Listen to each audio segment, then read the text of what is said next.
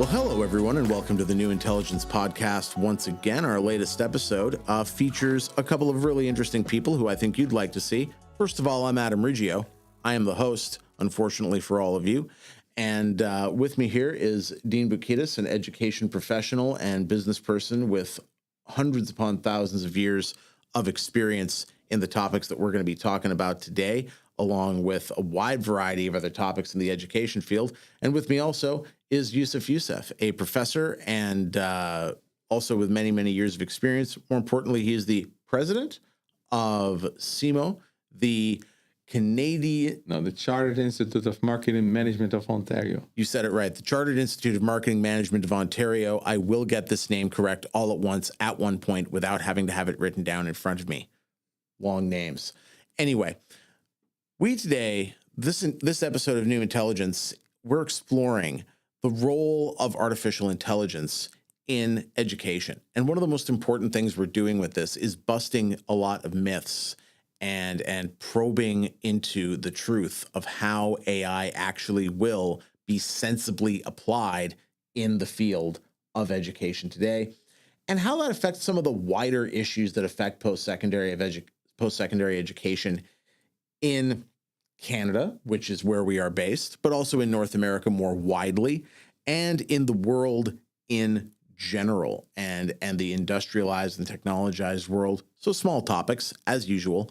But yeah, one of the first things that I really want to ask about right now, and to get everyone started on talking about, is what are some of the things that you have heard and that the fears in particular that you guys have come across about the role of artificial intelligence in post-secondary education?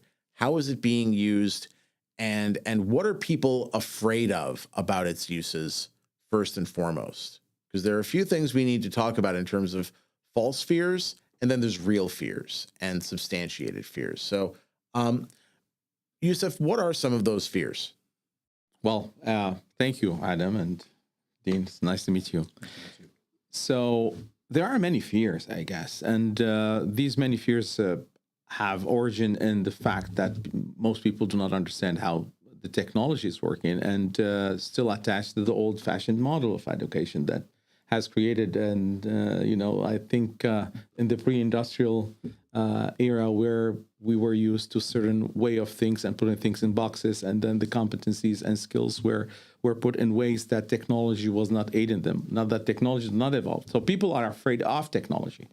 And one of the fears that I guess, and I can see why people would be fearing, especially in the higher education system, is that first from professors, that their fear of being replaced by technology. And I think that this fear has ground because technology is being able now not only to deliver personalized content and cater to specific way of learning that the students would be, learning through, but also the level of content or the access to content that we otherwise don't have. We live in a specialized world where we're not multidisciplinary by any stretch of imagination, and that this is one fear.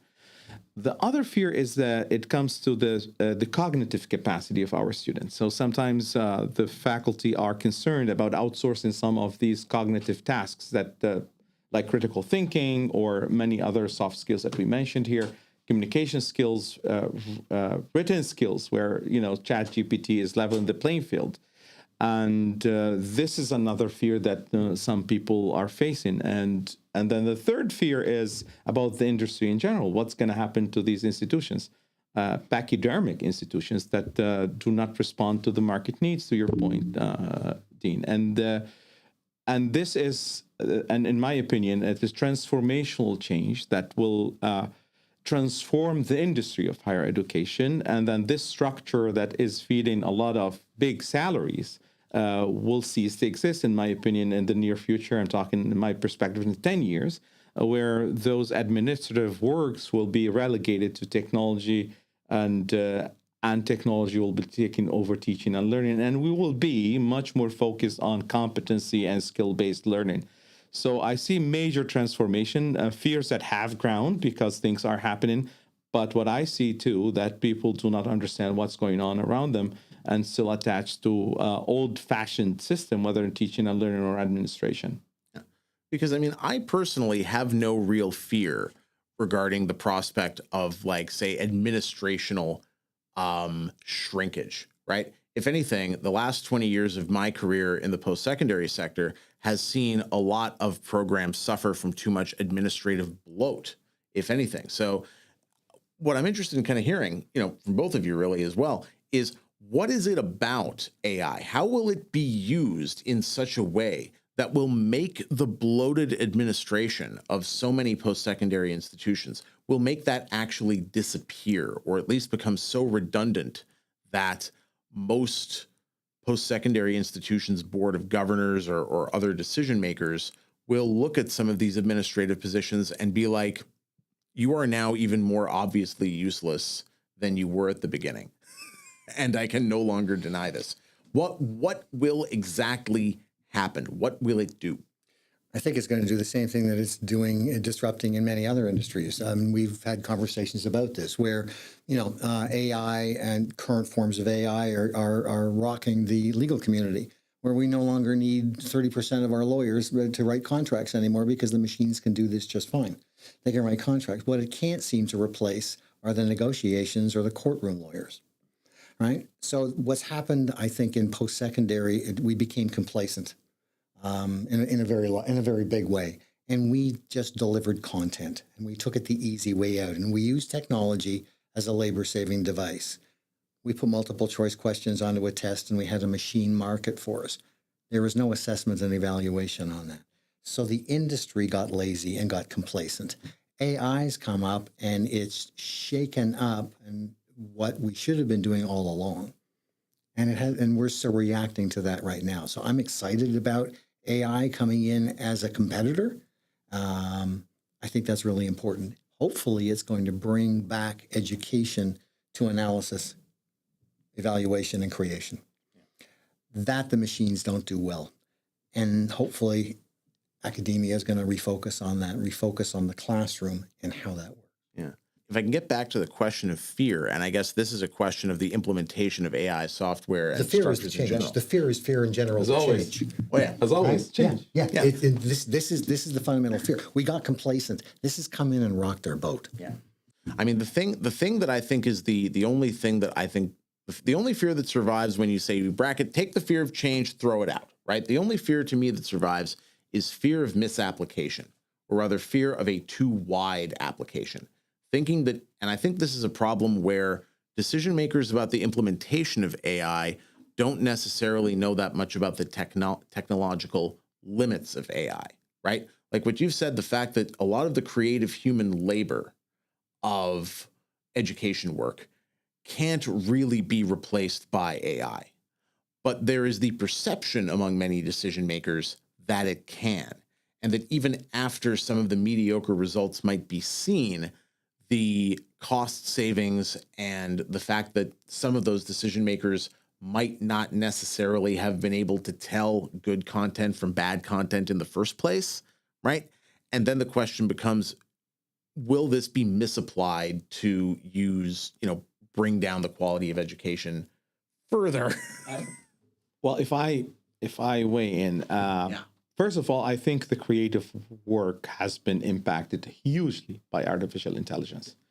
It depends on where do you see that from, but my perspective is, as being professor of the marketing discipline, I see that there is really a huge implication in terms of the generation, content generation, the creation of videos, the perfection or creation of even pictures and images based on what you want to be created, independently of our discussions about intellectual property here.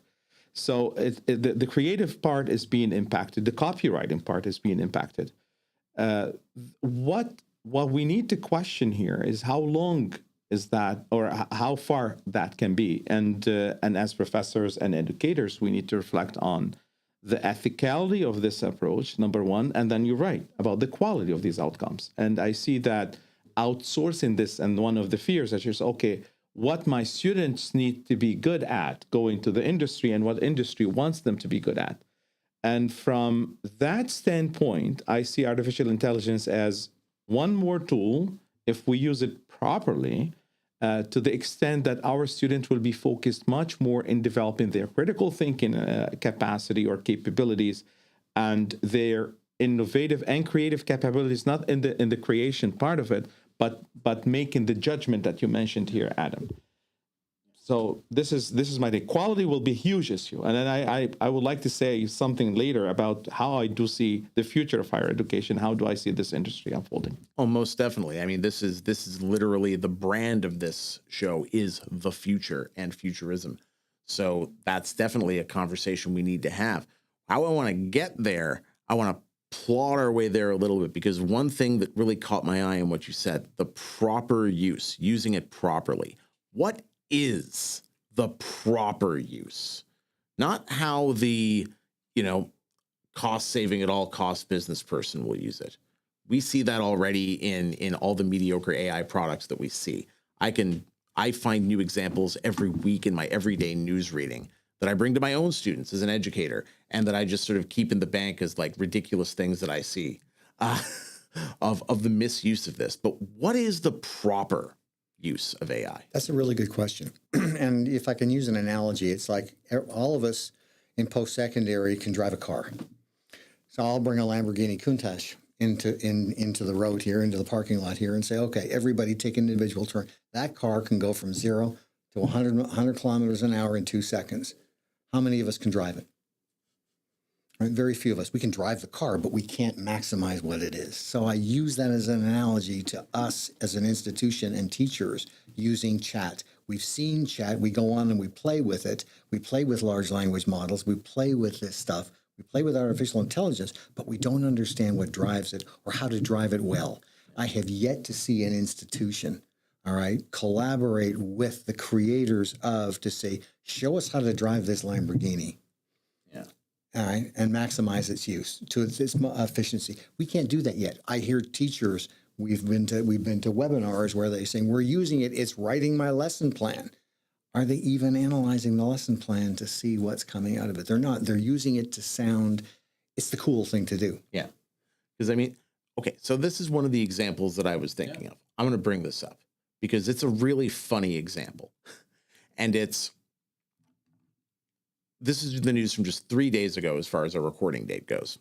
So Praz from the Fujis could be going to prison, and he has applied for a new trial. And the charges are very complicated, and I'm not going to get into it here. It basically involves funneling money to very, very sketchy business people in other countries in the other side of the Pacific, and having a few too close connections with the Chinese government not properly registered while he was doing so.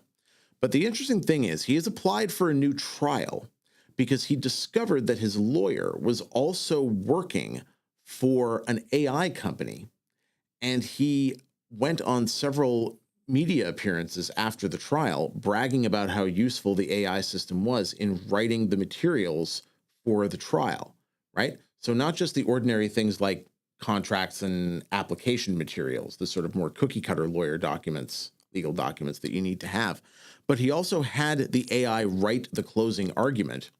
And when Praz and his new lawyers analyzed this closing argument, it was filled with factual errors. So he alleges, filled with factual errors, all kinds of misshaped arguments, statements that conflated several of the charges and circumstances and situations together, and even at some points apparently, so he says, admitting to his guilt. And the defense lawyer did not bother editing this or checking this or running through what was generated at all, but instead simply took what the AI generated, or so is alleged in this application for a new trial, and simply read it as is before the courts as the closing statement. So one of the things we've been talking about is the necessity of, after you have an AI generated text or an AI generated lesson plan or something like that, there must then be that human element of looking at it and saying, what has this machine produced? Have there been any errors?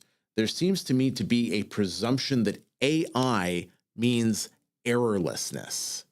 So where might the errors come from and how do we anticipate them? Well, I'm very active in this area. I mean, my area in marketing is just, my expertise is in marketing technologies. And I'm an engineer myself. So by trade, electronic engineer. So I cannot be rather than pro-technology in the sense that when it comes to helping and aiding humanity, we need to put things into perspective. Yes, this lazy lawyer did not use, and this is, I'm sorry, I mean, I don't mean to offend This allegedly lazy lawyer did not. Yeah, because I think at this stage of the conversation about AI, we are at the beginning of a new era. And of course, the technology is not well developed or evolved or had no access or optimized to address these specific needs for the lawyers, for example.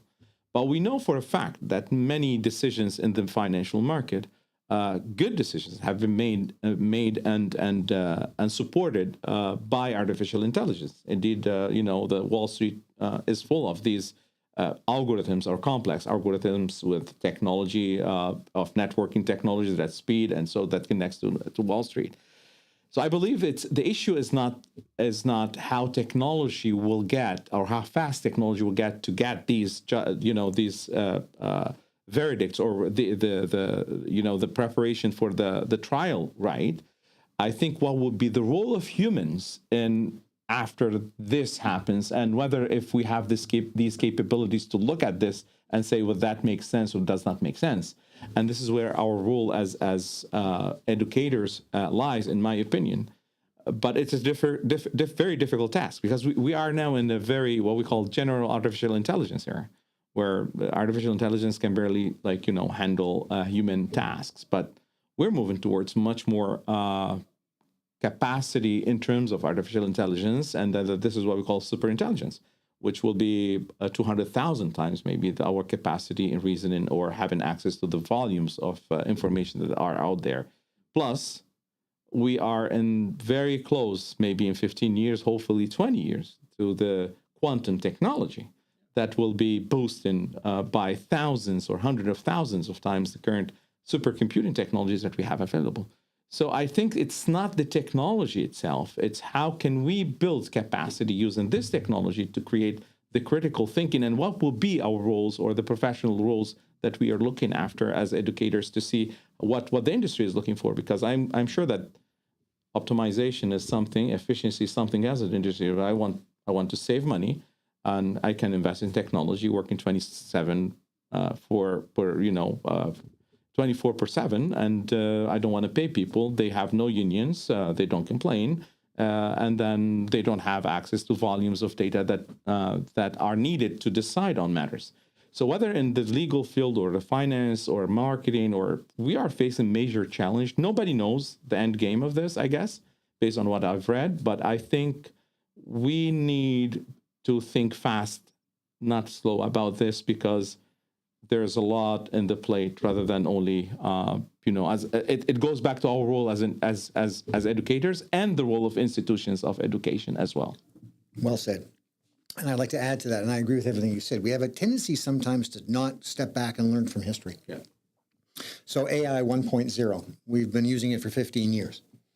Okay, social media, everything along this line, and we know how that turned out. Yep. Right? It was created to connect the world. It was created for 2 or 3 really great things, allowed individuals to be able to have their say and do certain things. But what it also did was create teenage suicide and depression. It's shaken democracies around the world. We now have, so there's all of these huge negatives. Deep fake and fake, which is even getting a lot. So we've seen this happen when we hear the pluses, and that's what business concentrated on. We now know what happens with all these negatives that are massive. With AI 2.0, which is the large language models in this, to your point, are we prepared? Are we stepping back enough to say, can we take the lessons we've learned with social media and apply it to large language models? And how do we mitigate these risks, to your point? And we're not doing that because right now, big tech is doing this fabulous marketing campaign on why we must use it, and everybody doesn't want to look unprepared, and so they're saying, yes, we'll adopt, just like we did with this. We're not learning from history, and this is where education needs to take a step back. Possibly government has to take a step back and say, how do we look at these changes properly and take a long, this is a tool. How do we use this tool effectively?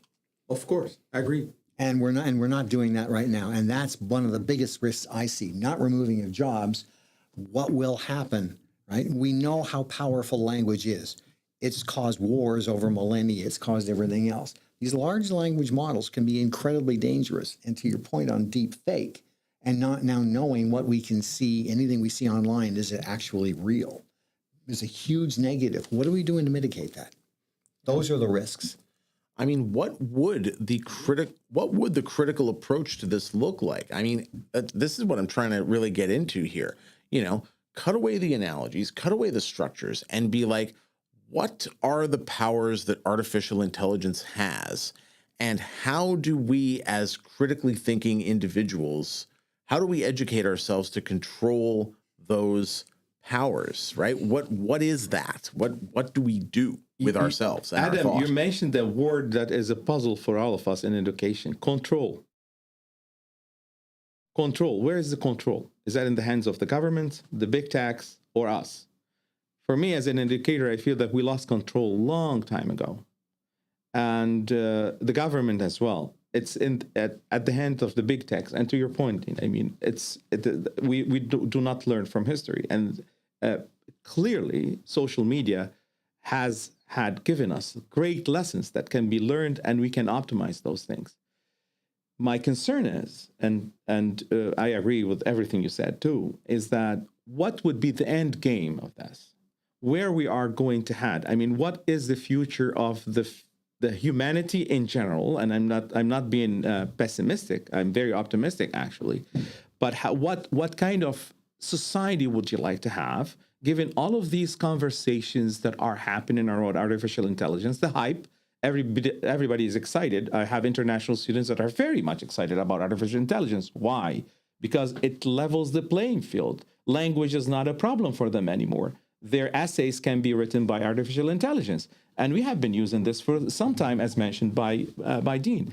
The idea of, as humans, how are we looking forward to be as a society is the critical question.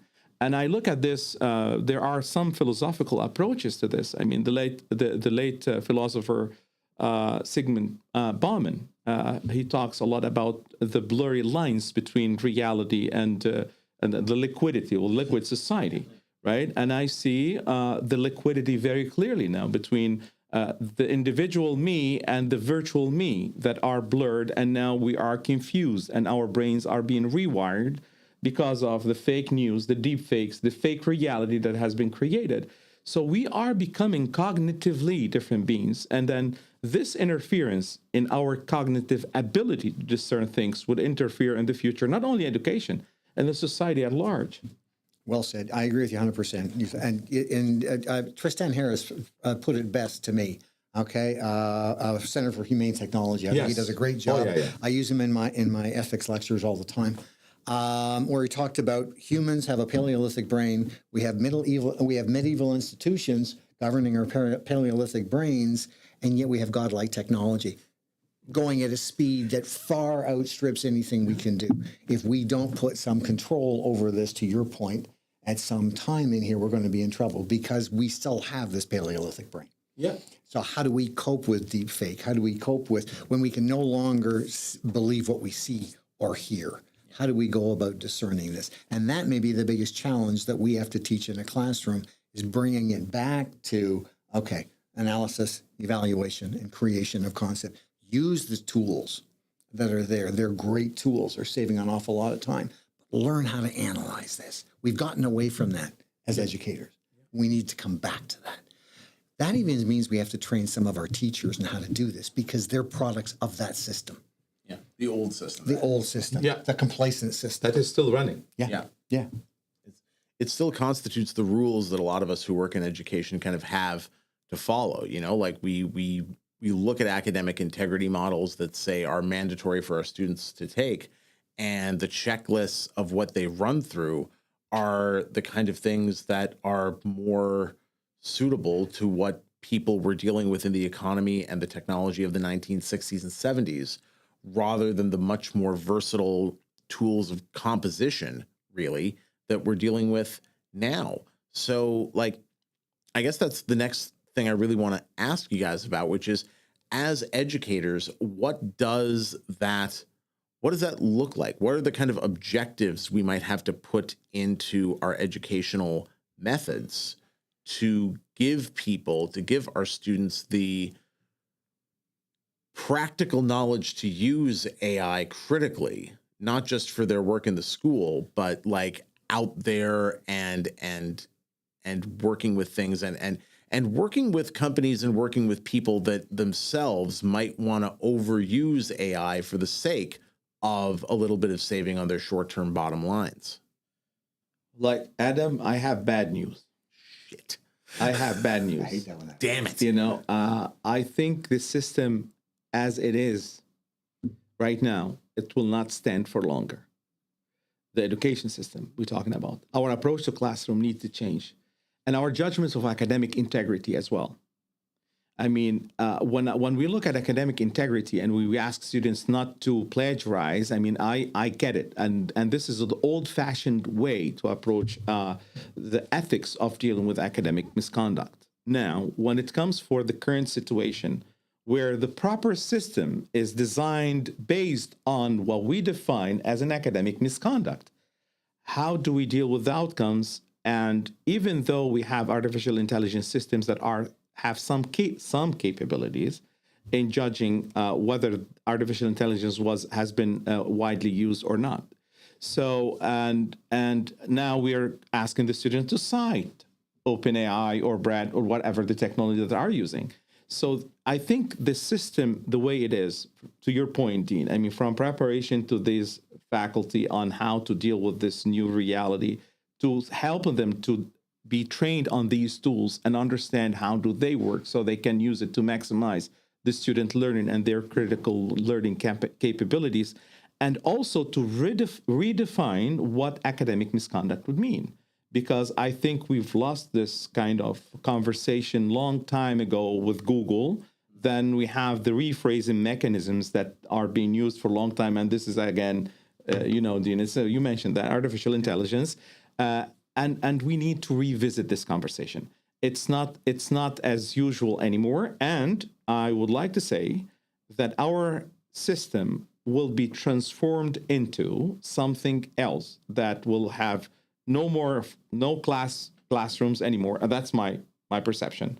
I foresee in 25 years, hopefully before that, the end of university as it is, the end of colleges as they are, and then we will be transformed into utopian society where knowledge and skills and competencies will be at play. And then the measurement, or how do we assess these capabilities, will be completely different from what we do right now. How do we assess? How do we evaluate learning? How do we deliver learning? I see the higher education or the education system much more looking like not our current healthcare system, but basically based on, a competency specialists that will be assessing your needs, and then they will prescribe for you the recipe to go and be bought on any of these knowledge pharmacies that have their modules right there, like Coursera or Humber or Udacity or EDX or many others that are available. Yeah. And then you come back and certify. The question is, what is the quality and outcomes of these products? And then there we need a quality assessment. So I'm sorry about that, but I mean, this is how I see the future unfolding. I wouldn't be sorry about that. I agree with you. I think part of, to the point of complacency, right? We allowed ourselves to get lulled into a place of complacency as an industry, post-secondary for sure. And that's part of the problem. It was part of the public education system of coming out of the industrialized era, taking them off the farm. And we haven't really changed since then. Not really. And now we're at a stage, like you say, with plagiarism and academic integrity, which is We talk about it, but we don't do it. We don't design our classrooms for separating this, so none of that really happens to any extent. It could if we were serious about it, and that's something we need to do. But I also agree with you. Today, it doesn't matter where you get the information. I teach, and my team now teaches with the idea that use and cite whatever tools you want. My questions will come to you as, can you own the content you just told me? Yeah. Can you explain to me that you fully understand it and convince me you can? Even if you say, I use the large language models and I noticed some issues, and this is what I adapted. That's what we want our learners to use today. To your point, we're all learners. Yeah. It doesn't matter where the role is in the system. And that's what we need to encourage and develop. That also gets rid of the toxicity in learning, which we have today in post-secondary education, which I'm going to catch you cheating. They're going to do what they can to cheat. Yeah. Yeah. And who wants to work in a toxic work environment? Yeah. So why are we doing that at a college level? Yeah. Agreed. Yeah. I mean, one of the things that I find, frustrating is when someone's solution to somebody using a GPT to write a paper is, well, now just cite the GPT. And it's like, that alone is not nearly enough to make up for the things that you are not doing if you are relying on that artificial intelligence to produce for you, right? And I think that's where a lot of the mistake of AI use really comes from. It's mistaking the ability to create content according to orders and demands for the actual production of meaningful statements and meaningful content, right?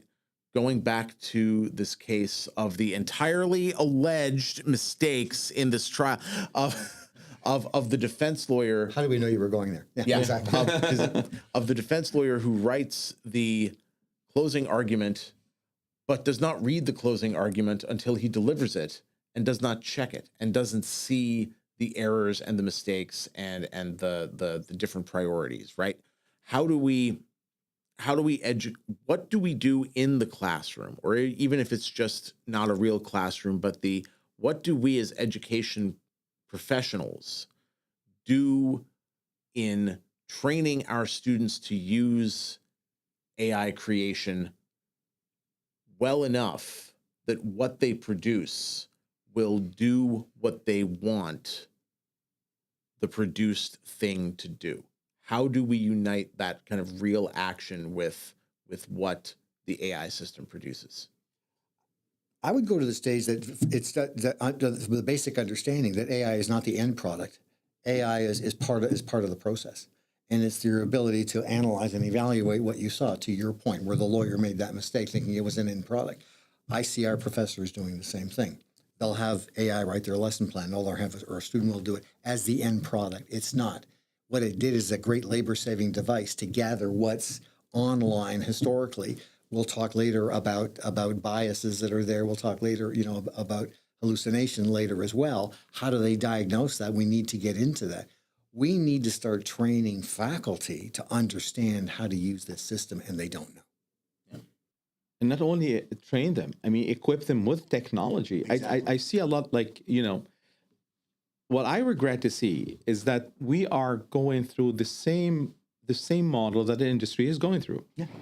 Which is optimization and cost reduce and focus on financial issues. Universities and higher education systems used to be driving industry instead. Now we're being driven by industry. There's nothing wrong with that as far as we understand our role, and then we give the industry the role that they need from us. And this is not happening.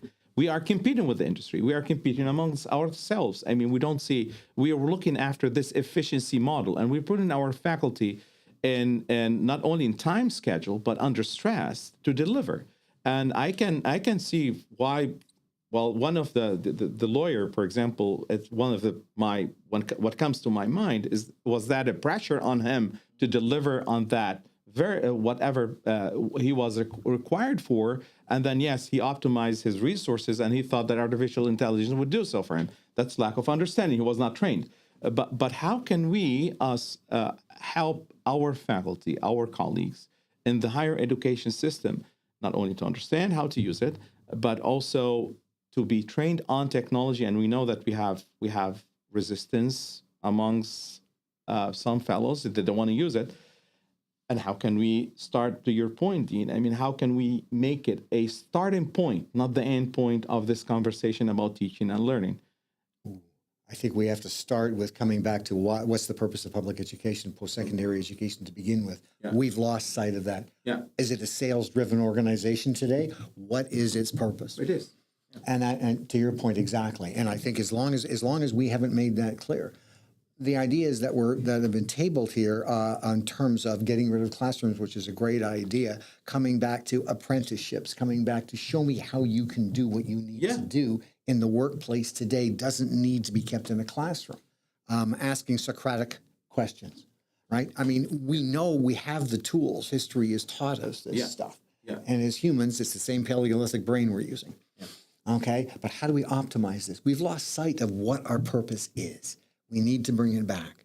And we've seen this bright, shiny thing called large language model, and it's really cool. But why will we use it, and in what application? We need to have the internal discipline to say, let's really analyze this well and see in which disciplines it applies best. We're not doing that. No, and we're not investing in philosophy either. I mean, you're going to the Socratic point, right? I mean, how do we build critical thinking if we teach the students the how and why is just hanging in somewhere? I think, and this is one of the issues that I mentioned, and to your point, I agree 100%.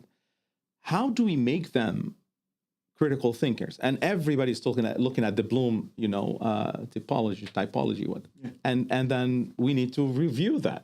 That was designed for the old-fashioned systems, and now we have students with rewired brain, short attention span, and maybe 80% of them diagnosed with ADHD.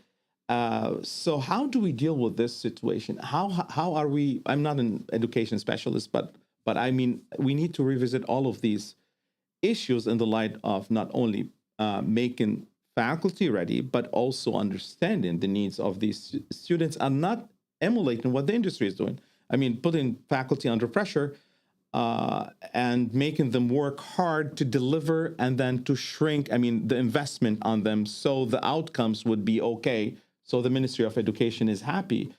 What kind of outcomes are we looking for? So is it a sales-like organizations, or we're looking for educated citizens that can make decisions and use AI as a tool, not as an end? Can contribute to society and build an equitable society. Yeah, exactly. And we have to get rid of the bureaucratic thinking around it. And that's one of the things that's happened. It's about maintaining status quo rather than leading through change. Yeah. And that's what we don't do well. And we need to, as an industry, get back to. And I think the roots are there. And there's a lot of colleagues I work with in the classroom that are happy to do it, but they need some help getting there because they're products of the older system, the complacent system that took them through the motions. They're content experts. And they're assessed on these bases too. Are your customers happy with you? And what do you make to make them happy about you? Who's the customer? Yeah, the customer. They ask them as students. Yeah. Is the customer the student or industry? I think the customer is the industry. This is something that I have no doubt about it. But the colleges, when they assess a university, when they assess the faculty, they ask the students if they are happy about the learning with them. And then you have a trade-off here. So if I'm nice to you, you give me good rating and go to rate my professor and do something nice about me. So I will be hired and freshly, maintained. So we have a couple of things that we need to review. And then artificial intelligence may come and say, you know what? We don't need you as a faculty. You can assess their learning. We can deliver the learning based on them, and we can do whatever needed be. Probably better if you're just lecturing from a textbook, not connected to anything that is current. The challenges, as you say, being able to do that, preparing them for what's coming, which is a different way of thinking rather than standardized, industrialized. I'm teaching you a certain level of literacy, a certain level of this, but with the pace of change accelerating, the gap now between what industry wants and what we're delivering, the chasm is bigger than the Grand Canyon. We lost our importance as an education institution a long time ago, I guess. And AI is actually highlighting that really well, which is a good thing. 'Cause I mean, yeah, it will definitely like spark some kind of change and movement forward, I guess I could say in that regard. The thing that again bugs me and what I'd like to get more of your sort of input on here is this issue of like what is the best application of an AI system, because we get to this point. Let me try if I can really see if I can really settle on this question, because all the things you've had to say are incredibly interesting, and there's a core that I think is still being unaddressed, which is there is a tendency, and it's a really unfortunate tendency in industry that exists alongside the virtues of industry that says, how can we build sustainable business models and educational systems using this new technology and getting the kind of talent we want for our companies and our endeavors, right? Who can use this technology properly. But then there's also the impulse of simply using the technology to maximize returns as quickly as possible, right? Like you said, when an instructor is so complacent in their work that the only thing they really contribute, aside from the content that they might have been given by an administration, is the fact that they are up in front of people in a classroom or on a screen delivering the content, right? There are already AI newsreaders on TV channels that do the same thing. And yes, they have humans working for them. Yes, they have fact checkers and sort of critical folks on the support team making sure that everything comes out properly. But if all we're doing as teachers is delivering prearranged information, then where is the value added as an education system? Where does that real material value come from? And what more do we need to do to create that real material value in an AI-enabled context? Well, in the AI-enabled context, first, we need to redefine what does that mean. We were talking about systemic approach. I mean, what does that mean? Nobody has figured out right now.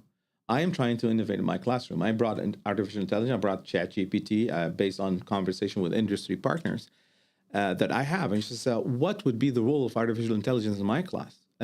I purchased the technology. I paid for it. I had no support. I mean, not that the colleges are not supporting, but the colleges don't know what to do yet because you have the regulations. We are regulated industry. So the ministry has his own or its own regulations. The colleges and universities, they have their own universes and models that they need to navigate. We are lost between polytechnic identity or, teaching a trade-based system or a research and applied research, and we confuse research with applied research with everything. We did not decide where to go. And amidst of all of this, we have the transformational thing of technology that's coming our way. I see education serving the society as an ecosystem, and the industry is part of that. Yeah. But it's not limited to it. For some time, we lost this conversation. What we do is just we're much more focused on delivering to the industry. We forgot about the citizens' formation, and this is something that is very relevant. The industry is important, and that's where I see polytechnic education help industry to develop, and then we serve them with what they need in terms of competency and skills. But at the same time, university, you cannot lose from your side also your role as forming citizens and catering to the society as a whole. They are, for example, terminating courses in philosophy, in social sciences, because they are not lucrative anymore. We're looking at from this efficiency standpoint all the way, and the society is losing with that. Now, how the new system in the lights of artificial intelligence as a tool, again, would work, nobody knows. And how can we design the system to optimize the use of technology as a tool to cater to these needs of the society from one side, the industry from the other side, is a critical question, a $1 million question that we need to answer.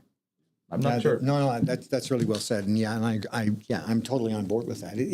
I think what we need to do in our classrooms is do this critical analysis ourselves as well. We have to step back. Like one of the things I like to talk about is back to artificial 1.0. What was the purpose of social media? Yeah.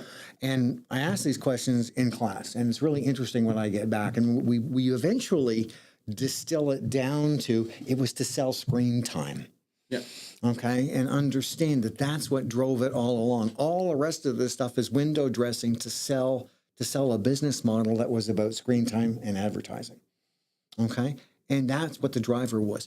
One of the questions I'm now asking the students is, knowing this, that's what drove that, what is the driver behind AI 2.0? Yeah. What is the driver behind it? When we can figure out what that is with industry, we can now figure out how to mitigate that and move forward. Questions I ask our students are questions like, okay, so AI and chat continues to go on. We now have these deep fakes where we cannot believe anything we read or see online. What are the opportunities with that going forward in business? The students are loving those conversations. So education isn't going to teach what we do. Where is it going? Yeah. Knowing this is what it is, not understanding sociology, anthropology, psychology, zoology, putting it all together, all the ologies, all right? Knowing how our brain functions, how will we do this going forward? That's what we're leaving out of the system, right? We're training to a current rather than let's get you thinking critically and analyzing of what will come from this. You mentioned the Center for Humane Technology, Tristan, and then lately what they said is just disturbing. I mean, I watched the interference in our thoughts. I mean, the technology is being able, it's just, I mean, they understand our brain reaction to things, and that is concerning. And then to bring it back to your classes, and I teach ethics too. I mean, how can we revisit this ethical framework and this conversation around? Because we are living in times that not only education is under question, but a society as a whole, the way we think, the way we react to things, our brain is being rewired, based on this reality that we're seeing, and then the blurry reality between or lines that are not existent anymore, the liquidity between virtual me, virtual me, real me. God knows where I am in this. We won't even talk to metaverse. The metaverse has objectives there, right? Oh yeah. So I mean, this liquidity that is being created. As educators, I see we have obligations, Adam, and my good friend Dean. I'm happy to call you friend. So it's just, what is our role as educators in the whole conversation? There are people talking about, and Yuval Harari has been very voicey about these issues too, and I really respect his opinion and I like him. How are we going to define ourselves as humans in the future? And he called us organic beings, as opposed to inorganic beings as that are coming. The aliens that are really the machines. Inorganic. It is an alien thought. Yeah. We don't know how the machines think. Yeah. So what is our role as educators, Dean? I mean, how can we not only deal with those things as a tool, but how do we prepare the future or the future generation to deal with this reality that we don't know how it is going to be unfolded? That is a wonderful, wonderful point. And that is it. It's like the conversation, sadly, over climate change is not about saving the planet. And this is one of the fundamental biggest mistakes. It's regardless of whether it's caused by humans or not now is not the point. The point is what we need to train them is how will we coexist on a planet whose personality is changing? Yeah. And that's what it is. And that brings up a different conversation, and training our students to say, this will be the world you're going to live in. Yeah. How will you cope with those challenges? It's the same thing with AI. This is the world that is coming. Yeah. How you will coexist in that, how we train you to have developed the skills and the thought processes to deal with that. What that's going to be, we can't predict the future, but we can hopefully give you the skill sets to analyze this and analyze it and evaluate it accordingly and create something positive from it. Because we can't change the planet's the climate is changing. Regardless, it's not. We have no control. None whatsoever. We never did. And now it's in motion. How do we coexist with that? Are we ready to have that adult discussion? Yeah. I think we are not. Yeah, not yet. But hopefully, if we can train that generation to think this way, to say, have that adult discussion. But Dean, here's my, Adam, I'm not taking your role. No, please. Yeah. You can go right ahead. Yeah. Here's my question to you. When you look at the pachydermic elephants that we have, with all due respect, I like elephants too. Yeah, exactly. These institutions that exist here, and then these are I'm a PhD, by the way. These, the gods of knowledge, and then the futurists, and all of these conversations, and the administration, the flexibility that we are in the speed of light transformation in terms of technology. The response has been so mediocre in academia and institutions and us as educators that is concerning me, because we are becoming less and less relevant to this conversation. Soon enough, why would anyone hire us or our students to be in their industry if artificial intelligence would be doing this role? So I see that we are losing relevance as higher education institutions or education institutions in general. What can we do about it? Because, these mega thinkers up in the floors of decision-making process, we talked about this before, how things are being unfolded. How can we transform this conversation, making it much more practical? We have to take a step back and say, what's our purpose and what value are we adding to society? And I think we need to have that frank conversation we haven't had the courage to have yet. And I think that that's a big part of it, is we need to have that conversation. If post-secondary is going to exist, if our professors are going to exist, and we need your PhD brains, both of you, we need this. This is an important, if we're going to solve these problems, we need all these perspectives and all these disciplines to come together and say, how do we examine this from all different angles? But we're not doing that. We're still on autopilot. I agree. But Dean, me and Adam and all the PhDs are being used not as a brain power. We're being used as hand power, especially by the college system. And this is a problem that we have. This is because we don't take a step back and say, what's our purpose? We're happy to sell you the paper, but we don't honor the paper we sell you. Yeah. Like I said, we turned into a business of sales. Yeah.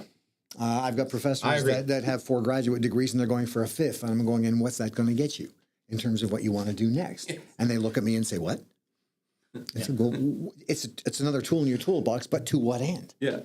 And we do this en route because we've been conditioned to do it, rather than step back and say, what tools do I need? I think if most of us stood back and looked at our formal education and say, did it prepare me at all to stand in front of a classroom? A great analogy is we all go into our classrooms and say, we're going to break you into teams.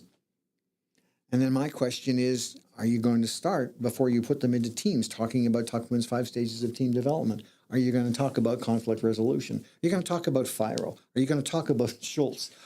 Where are you going? And they look at me with, well, you've never been trained in it. And yet, and you're very bright, et cetera, et cetera. But until we do this, again, we have to re-examine what is our role. How do I prepare you to collaborate so when you leave here, we talk about diversity, we talk about collaboration. We don't teach it. No. And I think that's where we have to step back. And this comes back again to AI. We have to step back and say, how do we go about it? What is our purpose? Perfect. Yeah. Agreed. We are agreeing on. So what are some answers here? What is our purpose in this regard when it comes to artificial intelligence in our education systems and using them in our industrial habits and requirements? Like, what is our value? Well, the value, I think, should be always human-centered. Whatever we do, our focus should be always humans. And sometimes we understand why the industry is looking on optimization, and there are some theorists in administration or management that they're saying, well, optimization of outcomes is not the only thing. We need to look at human centricity and see long-term, have long-term plan. So humans need to be the focus and the center of everything we do. And in disruptive times, we need to bring disruption to our higher education system. I don't see that happening. We're still doing the same thing as the the Priscus era, where like, when 200, 400 years. I mean, there are examples in higher education that we use. It says so our grandpas come to our classes nowadays and see the teacher in front of the class is listening to teacher. Maybe the environment is different. It's not beneath a tree, but it's in a classroom. They want the process for them will look quite just similar. I mean, we used to do this in the past. Now we have technology, we have all of these things evolving, and we have the brains of our children's different from the brains that we were. I mean, this is natural evolution. We can't blame it on anybody. We didn't change anything. We're still doing exactly the same way. Where is disruption? I don't know, but we are regulated industry. We need to talk to the ministry. Then we're funded by the ministry to spearhead it. I mean, I don't know how is this going to be in the light of what's happening. And I see the transformation happening in the industry. I see the transformation happening in society. I don't see enough transformation happening in higher education or education system. Yeah. Because that transformation can happen in the higher education system, even in a regulated environment, right? Because there are, things that can happen. There are methods of evaluation that can say, did these students learn these skills? There are still ways to test. There are still ways to evaluate in terms of outcomes, right? It's just the willingness of administrations and decision makers to challenge the old metrics of what particular skills we might be looking for. Because, I mean, it wasn't that big a deal as computer technology arose in general for computer science departments to expand and teach more people about how computers worked. And in fact, I think that kind of thing is more necessary now because there are so many nice, easy to use interfaces that hide the underlying architecture of our software systems. There's always one thing I always think of where I think of the generation gap in my own life, where my first computer was a DOS operating system. So right. I could see, yes, mine I was know. Not even that one. I mean, mine is like I don't want it. I know.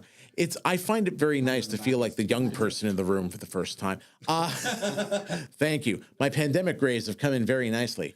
But that's just it.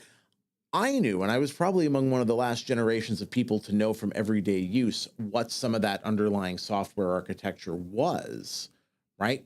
So in a world where so much of the user interface is optimized for easy use and we don't see what goes on underneath, what can education systems do in terms of what they are teaching and what they are explaining to teach people not just how to use the systems, but how they work and what their limitations actually are? Because if I see one thing that's in common among many of these different mistakes and the things that I find very funny about people's mistakes in using AI are when they use them and they don't know enough about the mechanisms underneath to know what they need to look out for in terms of how do I adjust this final product so that it does what I want it to do, right? We mistake what the AI produces for the end product, like you said earlier, Dean, because we don't think about what is the inner mechanism and what are the limitations of that inner mechanism.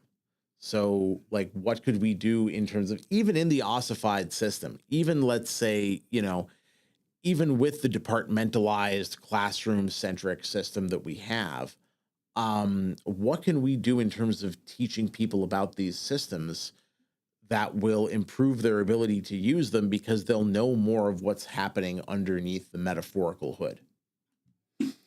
That's a really good point, and I think it's about the transparency with that, and I don't think we do enough of that. I think we make the assumption it's there. I use the analogy in class all the time that technology is a wonderful tool, but can also make you stupider. All right. I watch people walking down the street looking at their phones instead of looking at the street map. They can't read a map anymore.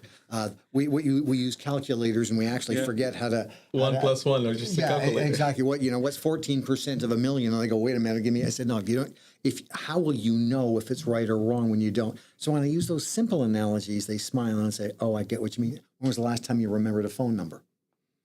When I grew up, I remember 200 phone numbers, and I still remember the phone numbers when I was. Yes, we had phones then, Adam. Yes. Yes, I've seen those. I've seen those before. Yeah, it was a dial. No, it was. But we did have them. But today, and when you bring this into context this way, I find a lot of the young learners go, I didn't think about it that way. To your point about Dallas, yeah, maybe I should understand how this works, so that I understand how to fix it. Part of what we're doing is teaching them how to create an income stream for themselves to survive in a world going forward.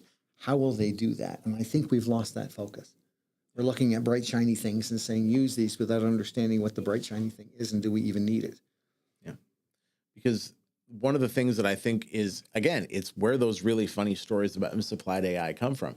People don't know what the proper application of these tools are because we don't know enough about how they work underneath the hood. I mean, They don't know. yeah. Nobody knows. They don't know how it works. Because the basic idea of how the technology works, as far as I understand it, is as an incredibly powerful correlation engine, and being able to assemble texts, assemble material, assemble a lot of the fundamental structures of stuff based on correlating huge numbers of data and figuring out what are the common patterns that seem to be most sensible for what my users want from me, based on all of these different data that I can track. And you're looking at me saying, I'm onto something, but there's more. What is that more? The idea is just talking of control. I mean, many authors have expressed, voiced their concern about what we don't know on beneath the surface about these algorithms. And goes back to your point, Dean, transparency. We don't know, number one. Number two, the fear is that we do not have control over them.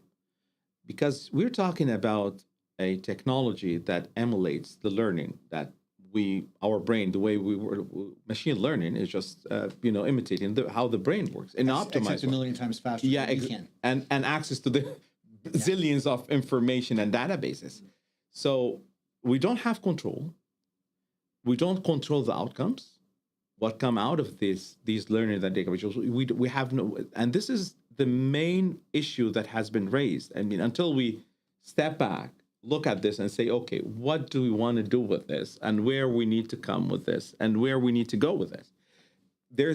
It's too soon to think about these things. I mean, I know that societies are mobilized, government are talking, scientists are discussing. And we are in the higher education system, or education system, we are lost in between all of these conversations. We don't know what to do. We are trying to come to our classes and do our best, at the best of our abilities to do it, and to help our students to learn and use these tools. I'm using artificial intelligence in my class. I'm using ChatGPT as a starting point for critical thinking. I have a couple of AI assistants in my class that will tell the students what the tasks of the days are, and then summarizing at the end of the day what they were supposed to learn. And then I have the bot in my class. But this is me.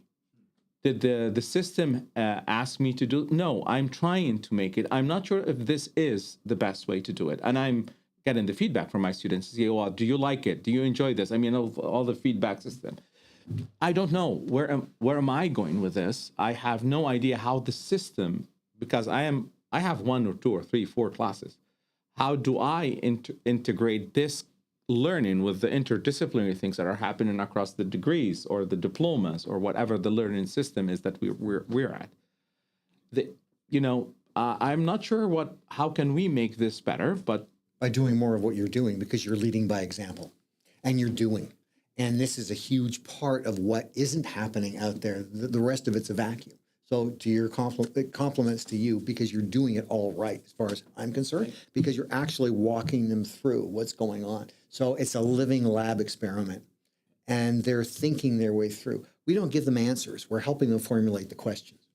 Yeah, this is exactly what we're doing. And that's what we need to do. And that's maybe the best thing public education or post-secondary can do, is teach them how to come up with the right question. But Dean, here's my question to you. I invested $2,000 in these technologies.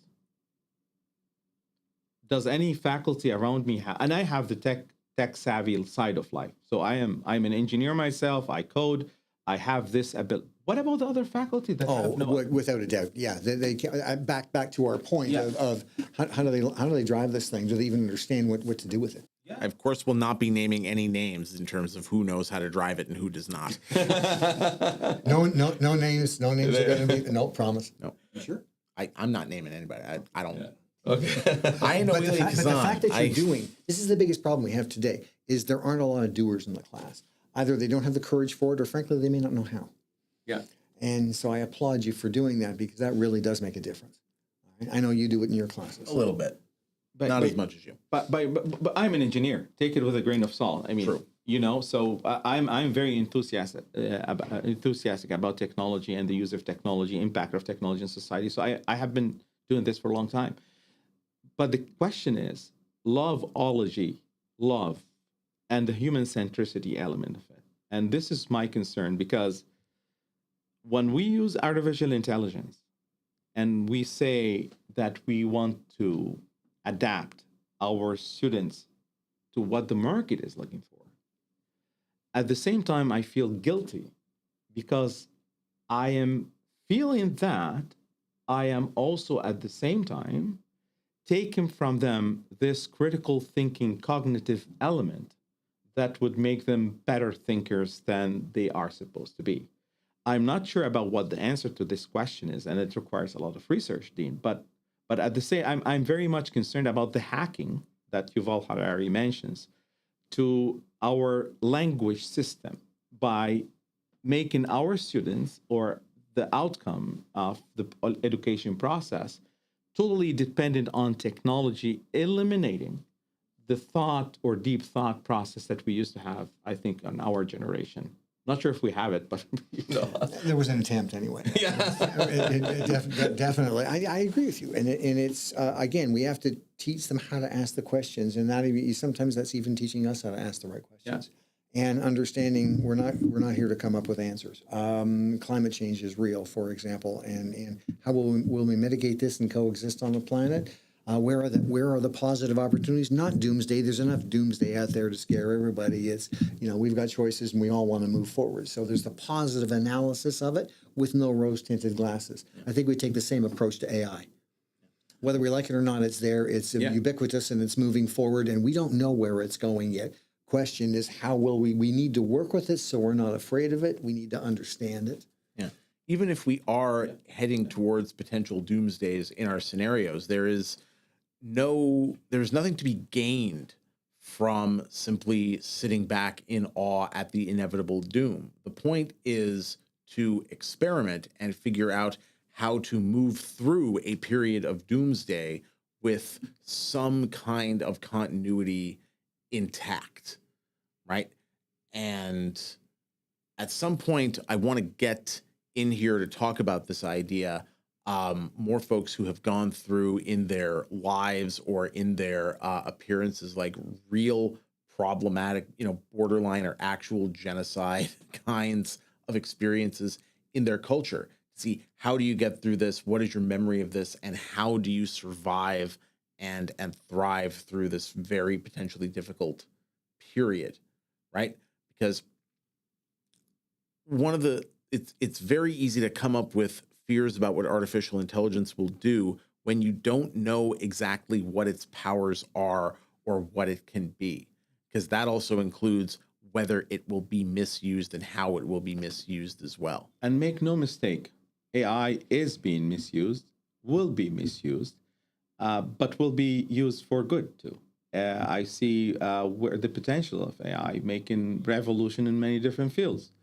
The issue here is that how do we make sure that we have an ethical framework that we all agree upon, and it is, let's say, not regulated because I don't like regulations, but we have a social contract on what to do, what we cannot do, because what is happening now, as it happened with social media, we let it go, and now we are collecting, we are harvesting, the seeds that we planted without much of responsibility on those who, developed the social media, to the extent that we were convinced that it's a great democratization of information tool, and then we woke up. It's it's a major tool of control and, rewiring brains and making us more stupid and fake reality and all those things. But it had its positive element.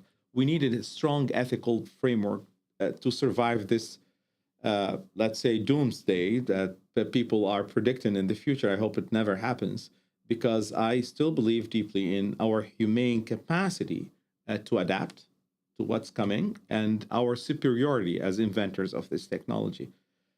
And we need to resuscitate something that I believe has been lost since some time so far, and that's love.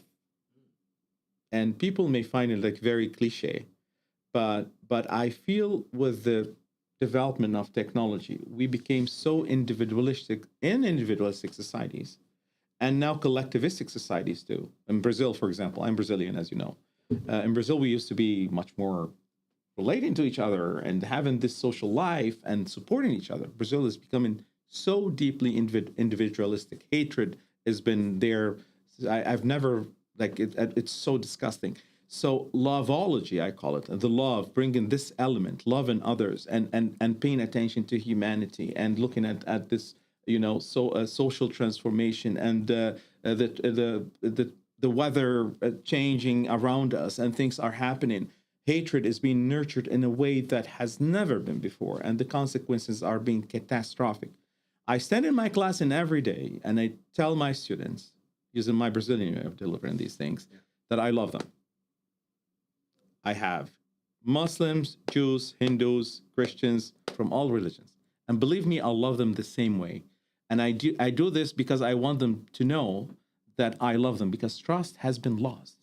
And when we show interest and love towards others, I guess, whether in classroom or whether when we talk about community and the outcomes of what's coming from all stakeholders, climate change will not be an issue. We will adapt in an easy way as we still focus on, and not like putting materialistic things on everything else. And this is our role as educators.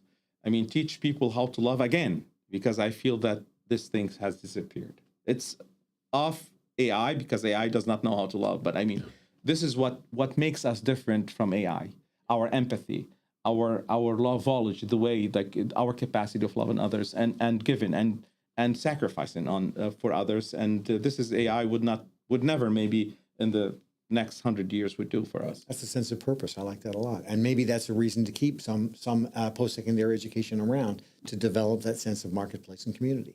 There you go. Right? That we need each other to do this collectively together. And, as you say, without judgment. Yeah, of course. And that is really necessary. And that's showing the downsides. And that's what's really important. I like what you said. Yeah. That's true. And I think that might be a very, very good way to end this episode. So this has been the latest episode of the New Intelligence Podcast. And I want to thank Youssef Youssef, Dean Boukydis, for coming by. Thanks again. And thanks to my crew. Thanks to the good folks at CIMO. Youssef, would you like to tell the good folks at the podcast briefly what CIMO is, what it is all about, and remind me again of the precise details of that acronym? CIMO is the Chartered Institute of Marketing Management of Ontario. It is the only institute that has a charter. Actually, it was created by private law from the General Assembly of Ontario with its Parliament in 1988. Received the royal consent in May 1988, and it was dormant for a long time. And as a professor and caring for what marketing is, where marketing is heading, social media, all of those data and the problems that we have an huge ethical issue. So I decided to take over rebuild the business model with a couple of colleagues that are helping. And Humber actually has played, the Faculty of Business has played a major role in supporting us. And so we have accreditation, we have credentials. I mean, we have ethical code. We are working on building a better world or making the world a better place through marketing, not despite of marketing, and trying to help the new generation of marketers to get it right, to do it right, as the way we're talking about here. How do we handle technology and deal with technology in a way and serve society and stakeholders and so on. So CIMO has been relaunched in 2016. It is a startup, not-for-profit organization, as you know. It is hard because we are all volunteer-based, and but we are here to help and helping to educate society and company. We're not going to fight. It's not the issue. I mean, we want to collaborate just to make the world a better place, not peacefully loving others, not fighting others. It's incredibly forward thinking, and we need more of that. And yeah, definitely, it's a fabulous idea. Very good. So thank you very much. So that is all of us to thank right now. There will be other times we will thank many of our other sponsors as well shortly after this is finished up. I want to thank you, the viewer and listener, for bothering to pay attention to us for as long as you have, and thanks again. You can listen to us anytime you want on our YouTube channels. There are clips of previous episodes for you to have a look at. There will be more content coming all the time as we produce it. And you can find us on YouTube. You can find us on Spotify, the audio version of the show. You can find us on Podbean as well. That is one of our main homes too. And we have a variety of social media accounts that we will be promoting and mentioning all over those main channels again. And if you really want to, you can find us on LinkedIn at 25th Century Magazine. There, just an easy search away. So 25th Century on YouTube, 25th Century on Spotify, and The New Intelligence is the name of the podcast you've been listening to for the last 75 or so minutes, and thank you all very much for being here. 25th Century Magazine and 25th Century Magazine's podcast would not exist without our wonderful sponsors, and those sponsors include Juicebox Group Marketing, as well as TSK Wealth Planners, Preemptor AI, and CIMO, the Chartered Institute of Marketing Management of Ontario. Thank you very much to all our sponsors for all your support and the various ways that you give that support. Thank you all very much. Juicebox, TSK, Preemptor, and CIMO. You can also download or watch any podcast of 25th Century Magazine at all your favorite podcast venues. Most specifically, we are on Podbean, we are on Spotify, and you can even watch our ugly faces at the 25th Century Magazine YouTube channel. You can go to YouTube, go to Podbean, go to Spotify, and search 25th Century Magazine. You will find us, I would say, immediately. While there, you can watch the latest episodes. If you're into it, you can catch up on some of our back episodes and see some of the great conversations we have already had with a lot of interesting people about visions for the future that are a better world for all of us than certainly the one we're currently experiencing right now, and a better future for all of us here. So thank you to all of our sponsors. Thank you to all of our venues and our listeners. Remember, we are on Podbean, we are on Spotify, and we are on YouTube. You can search us there at 25th Century Magazine or 25th Century Podcast. Thank you.